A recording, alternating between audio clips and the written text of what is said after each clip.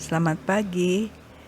Kali ini kita akan membahas tentang teori kepribadian di dalam konseling. Sebaiknya Anda mendengarkan penjelasan ini sambil melihat PowerPoint yang telah disediakan.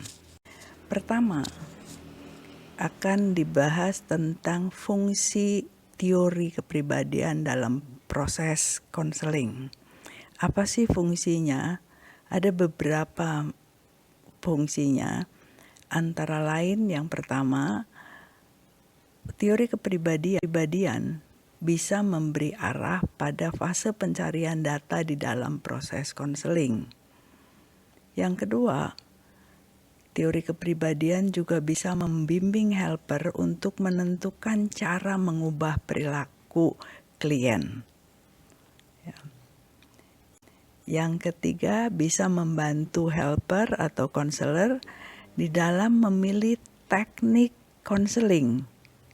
Ya, misalnya bila konselor menganalisis bahwa persoalan yang dihadapi oleh klien ini membutuhkan pemecahan masalah yang rasional, maka tentunya konselor akan menggunakan metode-metode yang sifatnya lebih rasional.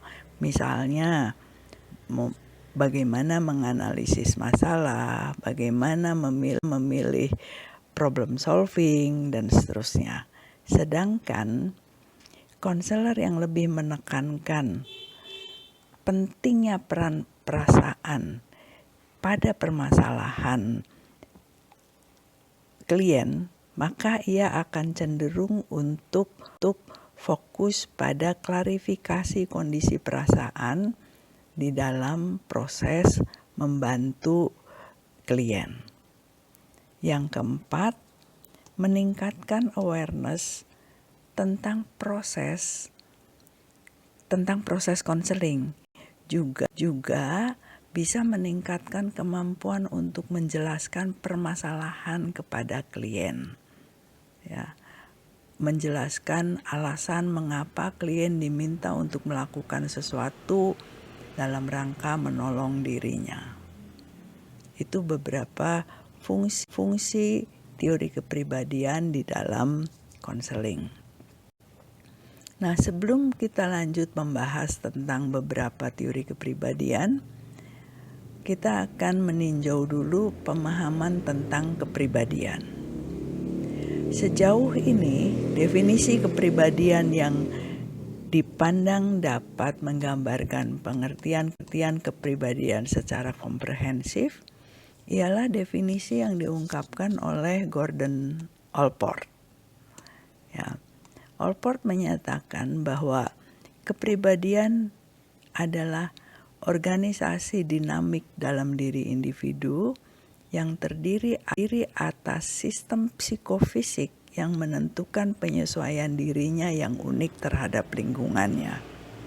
Di sini ada beberapa kata kunci. Yang pertama, bahwa kepribadian adalah organisasi dinamik di dalam diri individu. Jadi, kepribadian merupakan suatu kesatuan yang utuh dan memiliki tatanan yang teratur yang ada di dalam diri individu. Lalu kata kunci yang kedua adalah sistem psikofisik. Jadi kepribadian merupakan suatu entitas yang saling berkaitan fungsinya atau saling memengaruhi antara psiko dan fisik. Kata kunci yang ketiga ialah penyesuaian diri ke lingkungan. Kepribadian akan tampil dalam upaya individu menyesuaikan diri di lingkungannya. Kata kunci yang keempat ialah unik. Jadi kepribadian itu bersifat unik. Secara teoritis diyakini bahwa tidak ada dua kepribadian yang persis sama. Yang mirip barangkali banyak, ya. Tapi yang persis sama menurut keyakinan Allport itu nggak pernah ada. Bahkan pada anak kembar identik pun kepribadiannya tidak pernah persis sama. Jadi teori kepribadian adalah sudut pandang di dalam membahas kepribadian. Penekanan komponen kepribadian yang dianggap penting pada masing-masing teori akan berbeda-beda. Nah, berikutnya nanti kita akan menengok sekilas tentang prinsip dasar dari beberapa teori kepribadian yang dapat dipakai di dalam proses konseling. Tentu saja pembicaraan tentang teori kepribadian di dalam konseling ini tidak akan membahas secara mendalam, tetapi sekadar untuk menyegarkan kembali ingatan kita tentang teori kepribadian. Adalah tugas konselor untuk memperdalam wawasan tentang teori dan perannya di dalam proses konseling. Teori yang pertama ialah psikoanalisis. Psikoanalisis memandang bahwa struktur kepribadian terdiri atas 3 komponen, yaitu id, ego, dan superego. Id merupakan sumber energi penggerak pada diri manusia, berisi insting, yaitu insting seksual dan insting agresif. Dalam menjalankan fungsinya, id mengacu pada pleasure principle atau disebut juga primary principle, yaitu mengejar kesenangan atau pleasure dan menghindari ketidaknyamanan atau pain. Id tidak dapat menolerir frustrasi bila keinginannya tidak terpenuhi. Id juga tidak mengenal realitas dan dapat mencari kepuasan melalui tindakan maupun lamunan atau hayalan. Bila seseorang dikuasai oleh id, ketika kebutuhannya tidak terpuaskan, dia dapat mencari pemuasan dengan seakan-akan telah mendapatkan hal yang diinginkannya. Jadi, id berfungsi tanpa mengindahkan logika, alasan, nilai, moral maupun etika.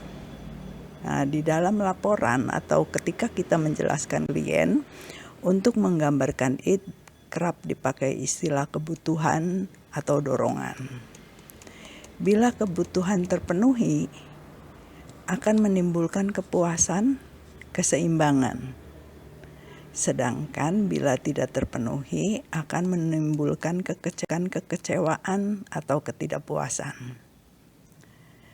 Ketika individu merasa tidak berdaya untuk memenuhi kebutuhannya, baik karena dia tidak cukup memiliki keterampilan untuk mengupayakannya, atau karena mendapat tekanan dari lingkungan, maupun tekanan dari dirinya sendiri, yaitu melalui superegonya, akan dapat menyebabkan penekanan kebutuhan atau dorongan itu ke alam bawah sadar atau prasadar.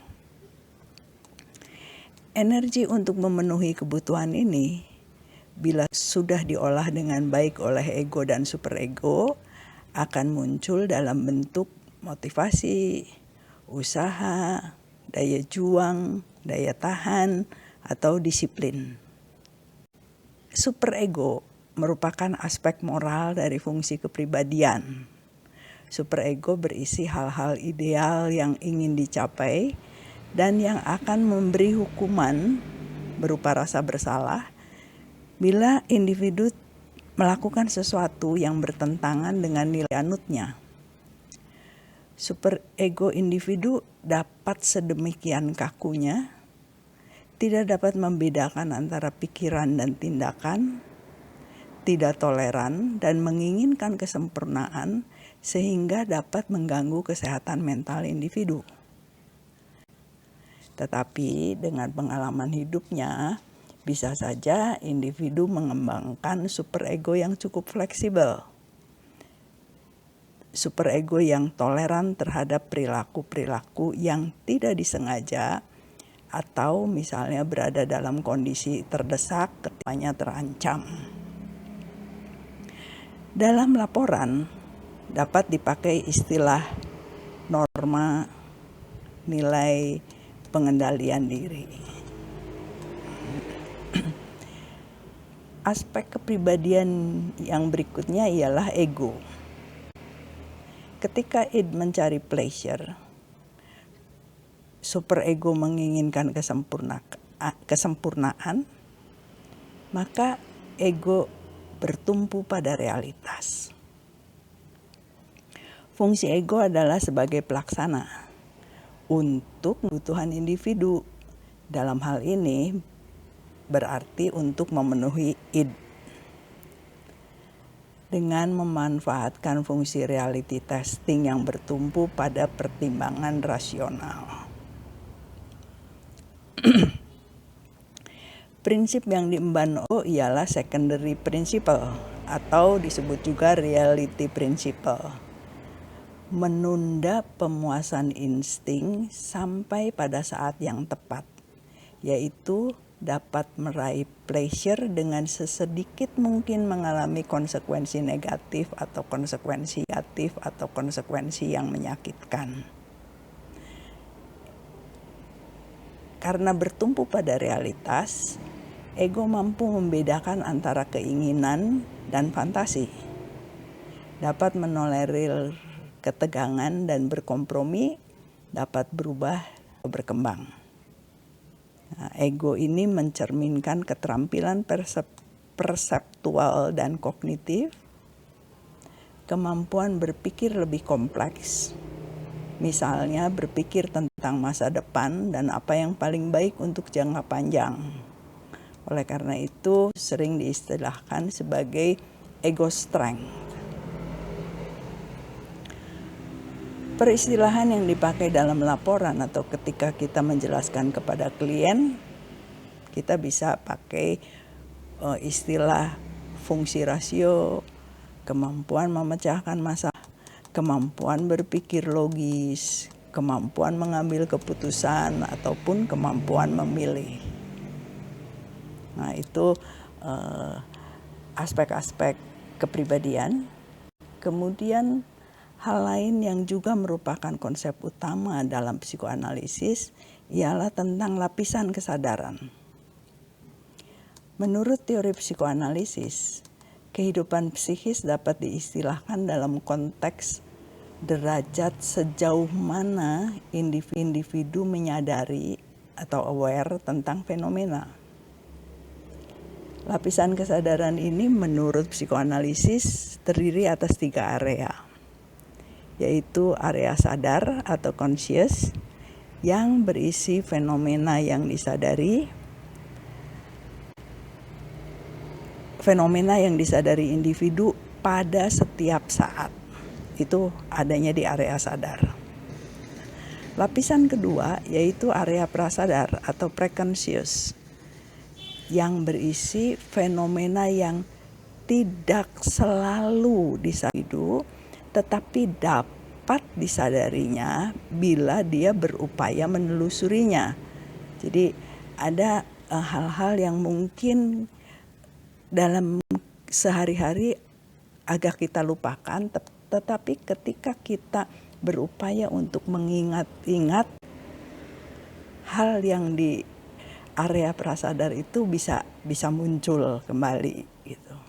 Nah, lapisan yang ketiga itu adalah area bawah sadar atau area tak sadar, unconscious. Ini berisi fenomena-fenomena yang tidak dari individu dan tidak dapat menjadi sadar kecuali dengan upaya khusus tertentu. Misalnya melalui hipnosis, analisis mimpi.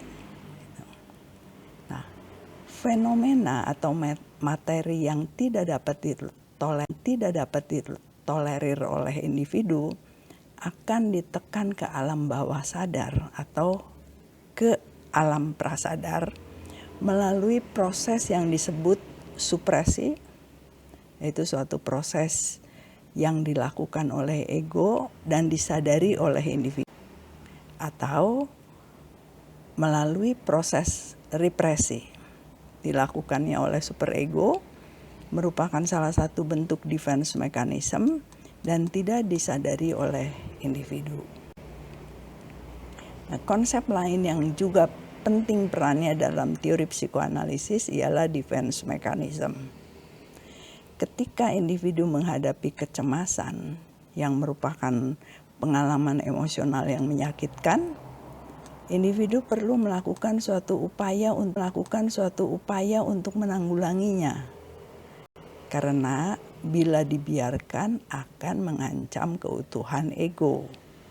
Upaya yang dilakukan ialah defense mechanism.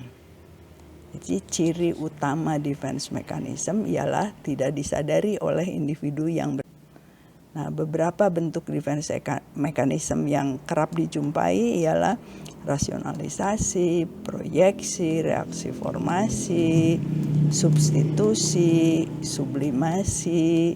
Nah, ini apa makna dari defense itu? Anda bisa pelajari sendiri, bisa dilihat kembali catatan teori kepribadiannya. Berikutnya, psikoanalisis mengajukan tahap-tahap perkembangan kehidupan manusia. Pada dasarnya ada 3 bagian besar, yaitu tahap pregenital, yang di 3 tahap oral, tahap anal, dan tahap falik. Kemudian setelah tahap perkembangan pregenital, masuk ke tahap perkembangan latensi, lalu tahap perkembangan genital. Nah, yang banyak disoroti oleh psikoanalisis Freudian adalah tahap pregenital. Ya. Dimulai dengan tahap oral, ini di mana berkembang dan mengambil peranan yang sangat kuat. Itu kira-kira ketika individu dilahirkan sampai sekitar usia 2 tahun. Ada peristilahan yang disebut incorporative sadistic. Ini perkembangan id, ya. Area pertama untuk mendapatkan kepuasan ialah mulut. Ya, menurut psikoanalisis. Oleh karena itu diberi nama tahap oral.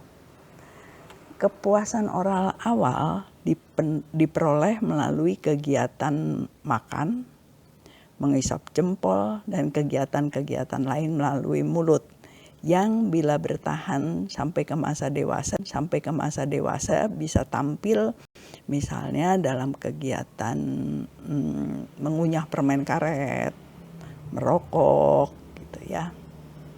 Selanjutnya dengan tumbuhnya gigi, anak dapat sekaligus memuaskan dorongan agresinya. Nah, itu disebut ada kegiatan yang disebut incorporative sadistic, ya, memasukkan sesuatu melalui mulutnya sambil dikunyah dan seterusnya. Ya, itu di tahap oral. Ini ada expulsive retentive. Ini tahap perkembangan superego. Usia 2 sampai 3 tahun. Di sini perangsangan di daerah anus melalui kegiatan BAB memberi keredaan dari ketegangan dan memberi kenikmatan bagi anak. Ya. Kenikmatan terkait zona erogen ini melibatkan konflik antara hasrat memuaskan kebutuhan instingtual dengan membuang atau melepaskan phases dan tuntutan dunia luar untuk menunda pemuasan itu. Ya. Jadi pada saat ini anak biasanya dilatih toilet training, ya, terutama dalam kaitan buang air besar. Nah, jadi ketika dia ingin melepaskan hasrat untuk mendapatkan kenikmatan instingtual dengan membuang air besarnya, tapi ada tuntutan dari dunia luar untuk menunda pemuasan.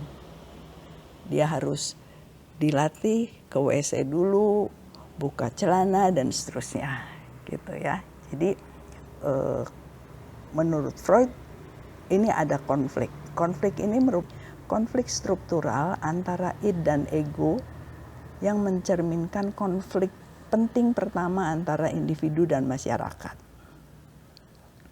Dalam hal ini lingkungan menuntut anak untuk menentang pleasure principle atau akan mendapatkan hukuman bila memuaskan pleasure. Dengan demikian anak mulai mengembangkan superegonya.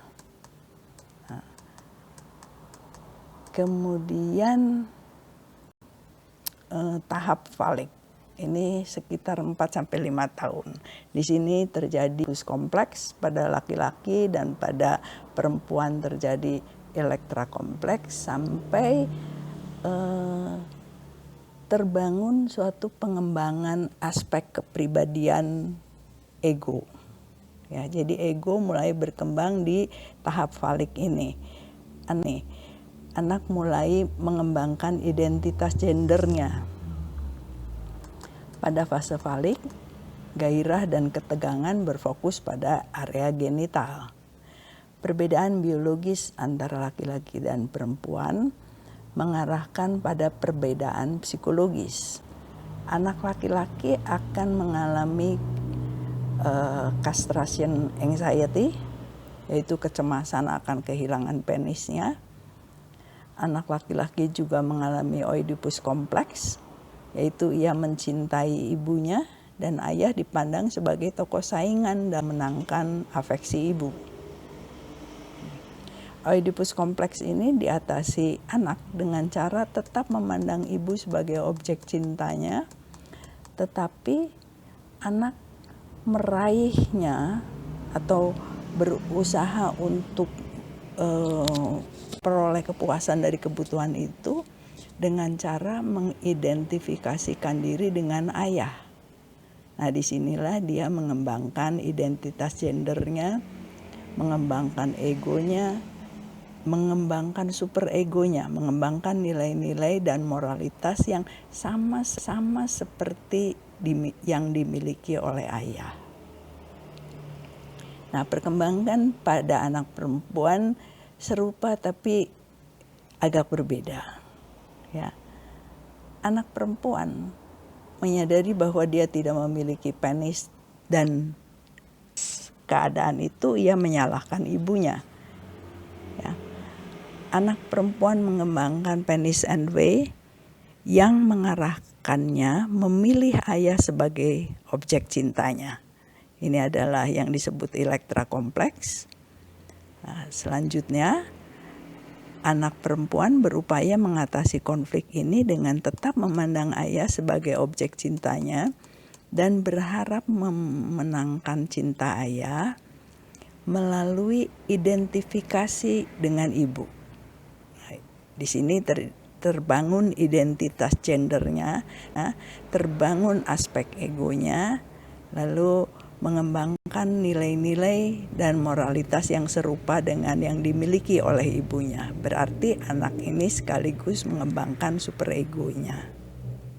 Itu ketiga tahap pregenital ini menurut Freud yang menentukan perkembangan kepribadian individu. Ya. Setelah tahap pregenital masuk ke tahap laten sekitar 6-13 tahun. Ya. Di tahap ini tidak ada pergolakan yang besar dalam diri anak. Ya. Dorongan seksual tampaknya seperti mereda, teredam, dan tidak ada perkembangan libidinal yang baru. Yang selanjutnya akan terjadi pergolakan besar ketika anak masuk ke tahap genital. Dorongan seksualnya meninggi dan mulai diarahkan pada kegiatan seksual untuk bersetubuh. Dan istilah yang dipakai dalam laporan biasanya adalah pola asuh.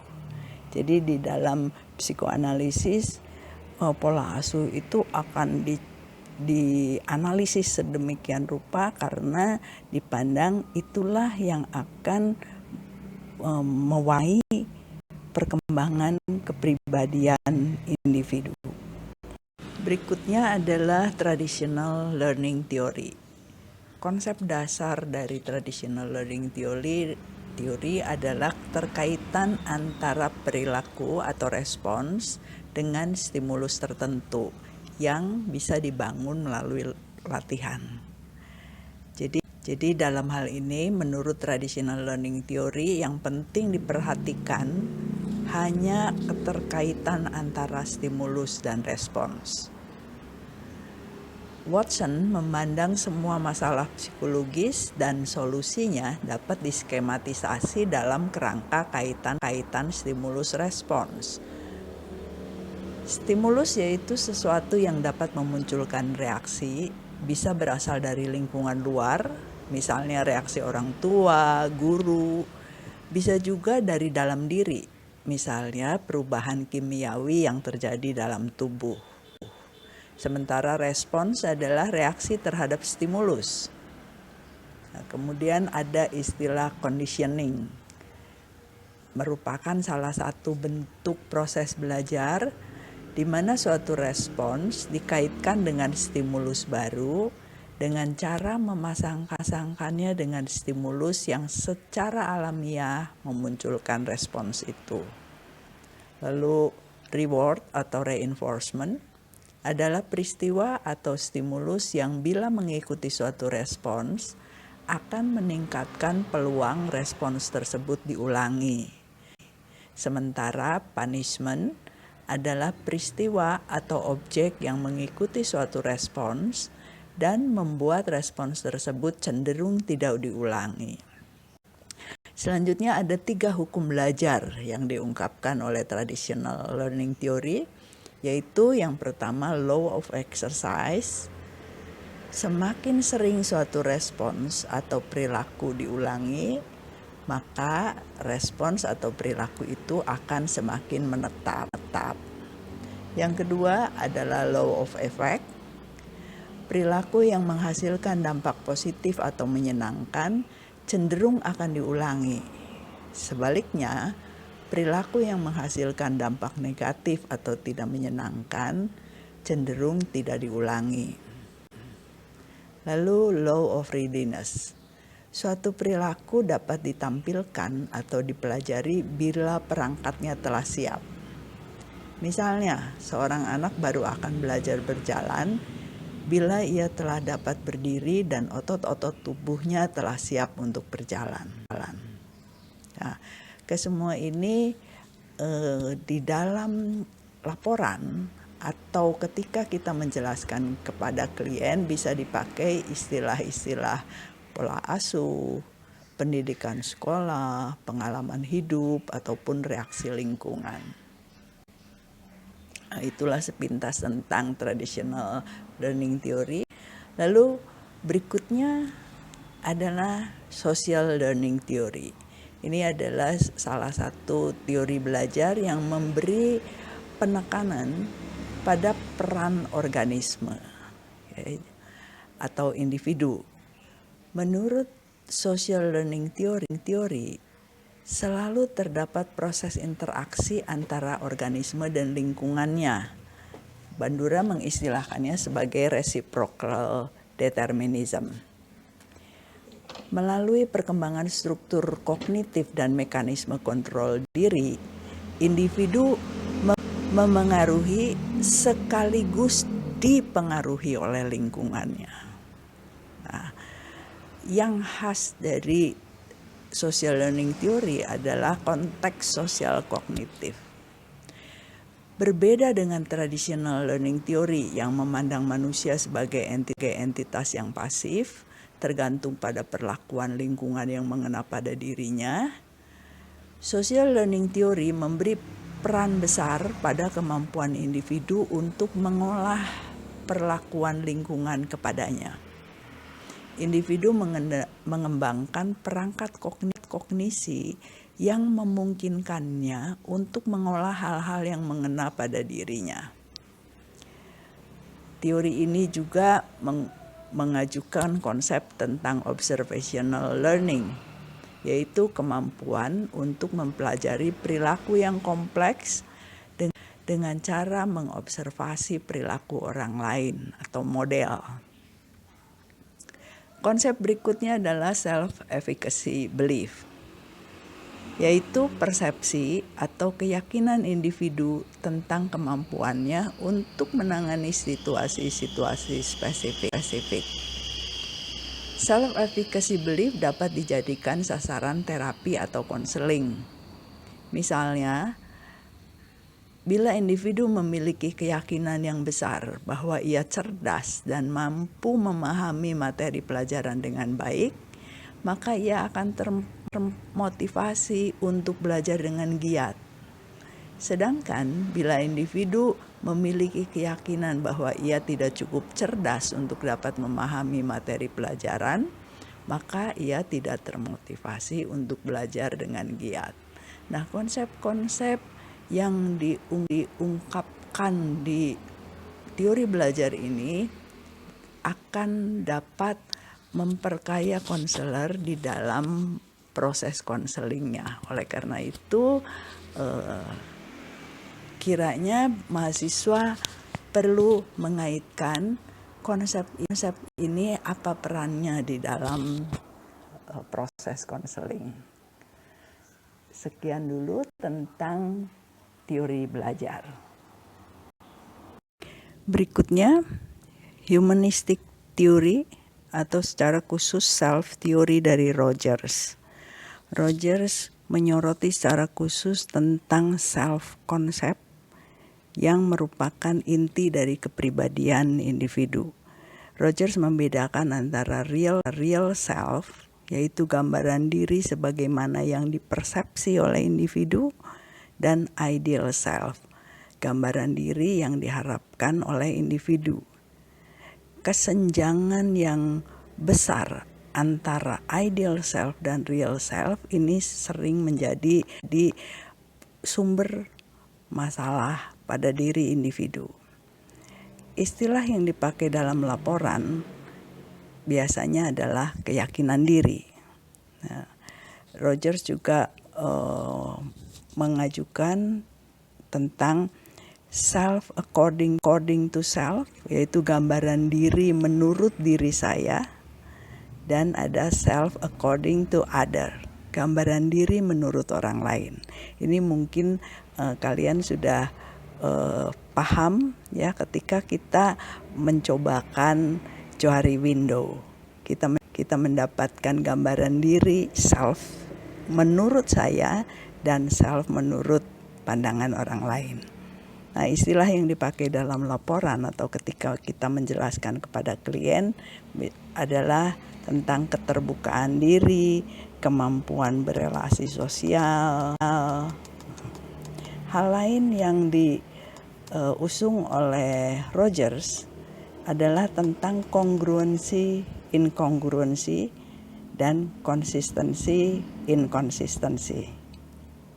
Rogers menekankan tentang self-consistency dan kongruensi antara self dan pengalaman. Menurut Rogers, organisme berfungsi sedemikian rupa untuk mempertahankan konsistensi. Tidak ada konflik antara self dan pengalaman. Ya. Berbeda dengan teori psikoanalisis, menurut Rogers, organisme tidak berusaha untuk mendapatkan kenikmatan atau pleasure dan menghindari pain, tetapi individu berusaha untuk mempertahankan self structure-nya. Individu mengembangkan suatu sistem nilai yang menjadi rujukan baginya dalam menilai dirinya.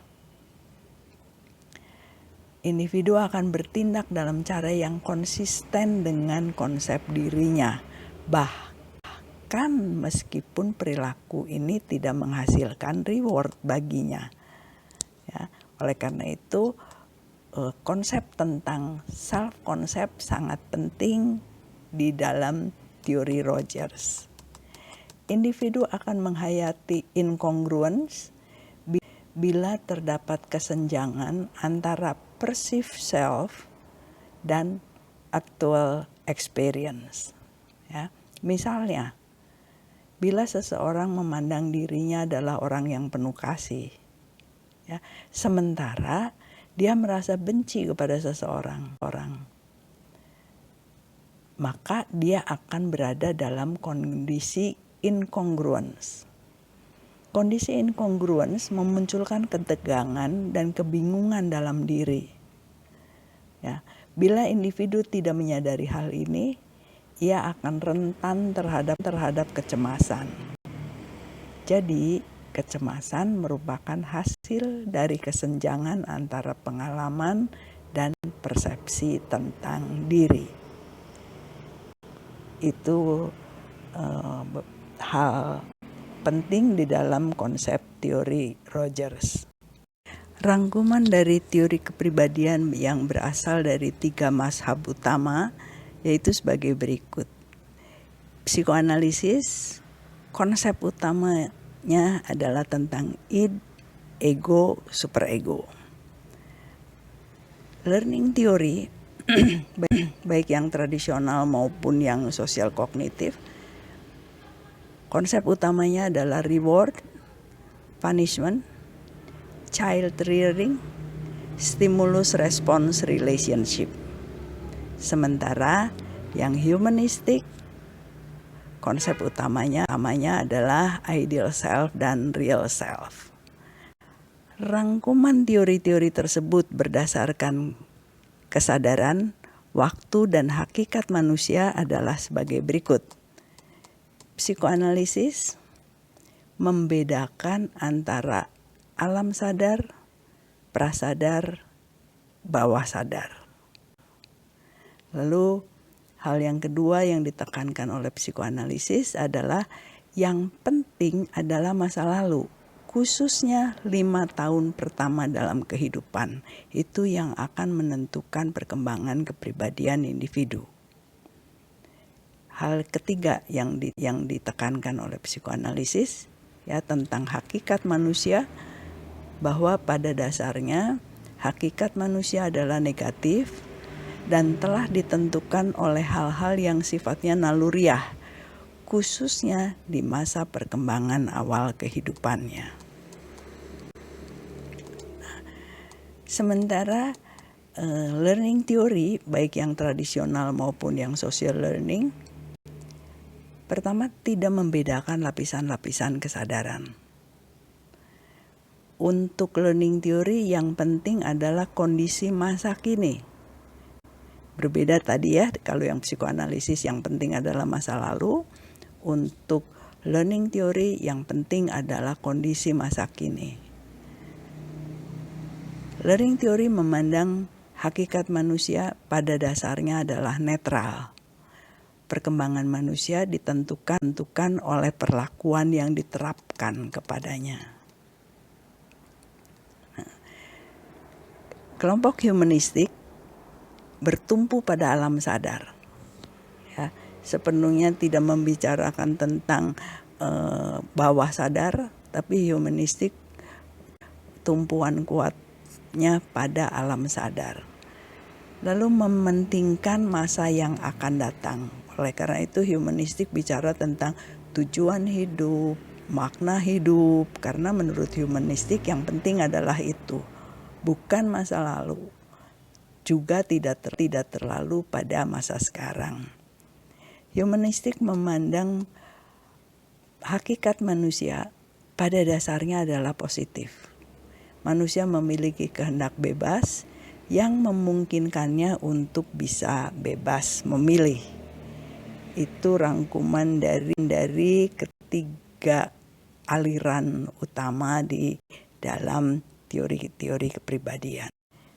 Terakhir kita akan melihat bagaimana konsep teori psikologi positif.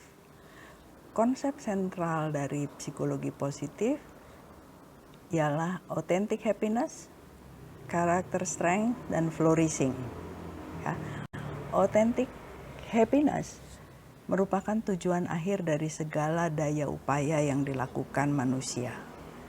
Jadi apapun yang dilakukan manusia itu tujuannya adalah untuk mencapai authentic happiness. Konsep sentral yang kedua adalah karakter strength, ya, yaitu kecenderungan untuk berperilaku yang relatif menetap. Ya, ingat kata relatif, jadi bukannya menetap, tapi masih punya kemungkinan untuk berubah. Dan perilakunya akan dimunculkan di berbagai situasi dan kesempatan. 5 strength terkuat merupakan signature strength dari individu yang bersangkutan. Kelima signature strength ini bisa kita peroleh dengan mengisi kuesioner VIA, Values in Action. Saya pikir kalian semua sudah pernah mengisi kuesioner ini dan sudah tahu signature strength masing-masing apa. Lalu konsep yang ketiga adalah tentang flourishing. Flourishing adalah perkembangan yang subur dan fungsi-fungsinya berjalan dengan sangat baik. Ini ditentukan oleh 5 aspek yang sering disingkat sebagai PERMA, yaitu positive emotions, engagement, positive relationship, meaning of life, dan accomplishment. Nah, PERMA ini secara praktis dapat menjadi salah satu tujuan dari konseling. Ya, kita bisa cek di mana problem individu itu. Ya, apakah bersumber pada positive emotions-nya, engagement-nya, atau positive relationship-nya, meaning of life-nya, atau accomplishment-nya. Ya. Itulah sepintas tentang teori-teori kepribadian yang bisa kita pakai untuk membimbing proses konseling yang kita lakukan. Terima kasih.